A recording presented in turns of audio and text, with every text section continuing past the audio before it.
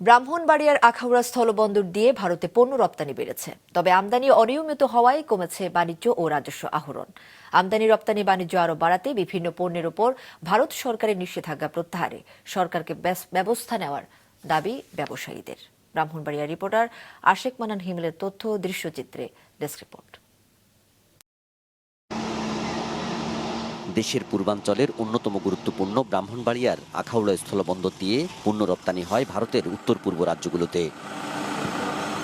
কূটনৈতিক টানাপোড়েনে গত বছরের মে মাসে প্লাস্টিক ফার্নিচার, পিভিসি সামগ্রী, প্রক্রিয়াজাত খাবার এবং তুলাসহ বেশ কিছু পণ্য আমদানিতে নিষেধাজ্ঞা দেয় ভারত। এতে কমে যায় এই স্থলবন্দর ঘিরে বাণিজ্য, লোকসান গুনেন ব্যবসায়ীরা, কমে সরকারের রাজস্ব আদায়ও। সম্প্রতি ভারতে হিমায়িত মাছ, আটা ময়দা ও শুটকি সহ কিছু পণ্যের রপ্তানি বাড়লেও এখনও স্থবিরতা কাটেনি। ভারতের নিষেধাজ্ঞা প্রত্যাহারে জরুরি কূটনৈতিক উদ্যোগ নেওয়ার দাবি ব্যবসায়ীদের।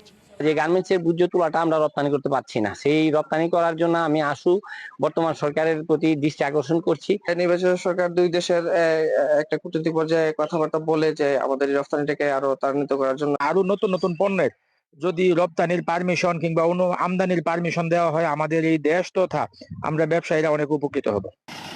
নির্দিষ্ট কিছু পণ্যের ওপর থেকে ভারতের নিষেধাজ্ঞা প্রত্যাহারের বিষয়টি নিয়ে কাজ চলমান রয়েছে বলে জানান স্থলবন্দরের সহকারী কমিশনার।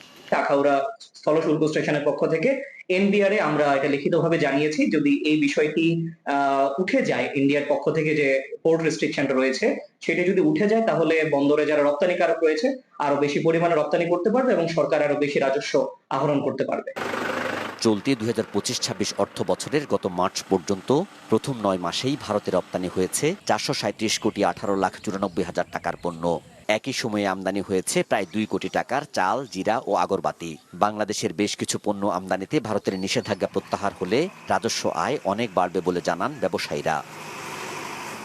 নাজমুল সাদিকি, মাছরাঙ্গা নিউজ ডেস্ক।